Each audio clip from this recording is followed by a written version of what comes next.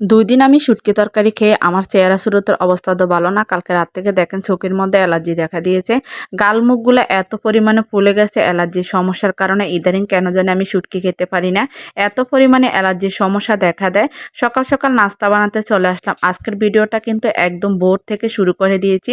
সকালবেলা ফজরের নামাজ পড়ে ছাদে গিয়ে একটু হাঁটাহাঁটি করলাম। এত পরিমাণে বাতাস, ফজরের বাতাসটা কিন্তু গায়ে লাগলে অন্যরকম একটা শান্তি আসে সত্যি।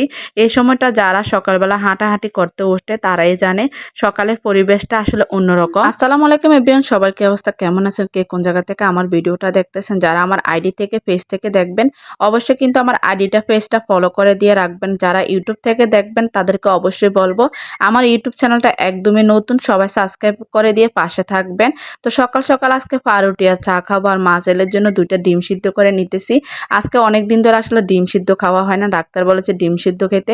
কেন জানি আমারও ডিম সিদ্ধ খেতে ভালো লাগে না, আর আমার ছেলেটা তো কোনোভাবে কোনো কিছু খেতে চায় না। নাস্তাটা খেয়ে শেষ করার পরে দুপুরে রান্না বান্না করার জন্য আয়োজন করতে চলে আসলাম সবজি নিয়ে। আজকে ভেন্ডি ভাজি করবো আর মিষ্টি কুমড়া দিয়ে সাগরের একটা মাছ দিয়ে রান্না করব, সামুদ্রিক মাছ। আসলে মাছটার নাম আমি জানি না, অনেকে চাপিলা মাছ বলে, অনেকে আবার জাটকা ইলিশ বলে। এদিকে তো আমার ছেলে কাজ করতে বসে গেছে।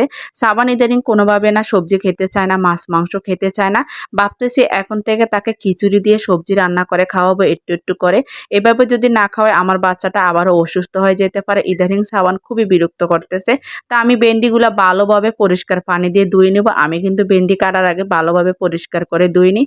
এতে কিন্তু ভেন্ডিটা কিন্তু পিছলা পিছলা হয় না। অনেকে দেখি ভেন্ডি আছে না ধোয়ার আগে কাটেন না, আপনারা কাটার পরে ধোন, তার জন্য কিন্তু পিছলা পিছলা হয়ে যায়। এই যে এই মাছগুলো নিয়েছি ফ্রিজ থেকে বের করে, এগুলা দিয়ে মিষ্টি কুমড়া দিয়ে রান্না করব। কচু ছড়া বা বেগুন দিয়ে রান্না করলেও কিন্তু অনেক বেশি মজা হয়। ভেন্ডিগুলাকে ভালোভাবে ধুয়ে পরিষ্কার করে আমি আগে ভেন্ডিগুলা কাটতে বসে গেলাম, তারপরে কিন্তু মিষ্টি কুমড়া কাটবো, মাছ কাটবো, তারপরে রান্নার জন্য চলে যাব। এদিকে দেখলাম বাহিরে প্রচুর বাতাস শুরু হয়ে গেছে। আমি তো চিন্তা করতেছি কখন না জানি কারেন্ট চলে যায়।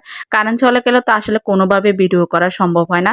যেহেতু আমি অনেকদিন যাবৎ পেজে আইডিতে কাজ করা শুরু করে দিয়েছি, এখন থেকে সবসময় নিয়মিত আমার ব্লগ ভিডিওগুলো দিই।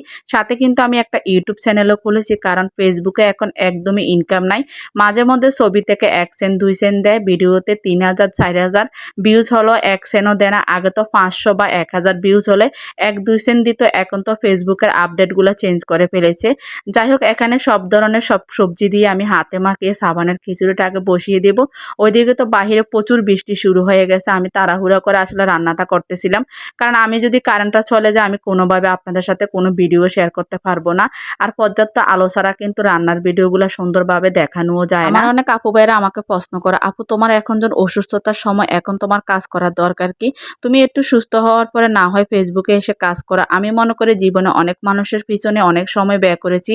সেই সময়গুলো যদি আমি নিজের কেরিয়ারের পিছনে নষ্ট করতাম তাহলে আজকে আমাকে অভাবনাটার দিকে কাটাতে হতো না, আমাকে অর্থশূন্যতায় ভুগতে হতো না।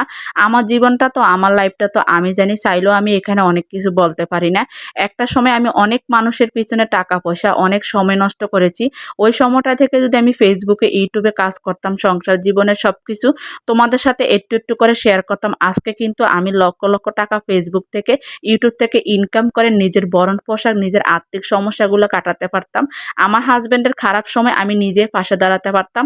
কারো খোঁটা শুনতে হতো না যে বাবার বাড়ি থেকে 1 টাকা এনে দিতে পারি না, বা বাবার বাড়ির মানুষ কোনো সহযোগিতা করতে পারে না। অনেক মানুষে আছে চাইলে আমাকে অনেক কিছু করতে পারে, কিন্তু কেউ ইচ্ছা করে আমাকে কোনো কিছু করে না।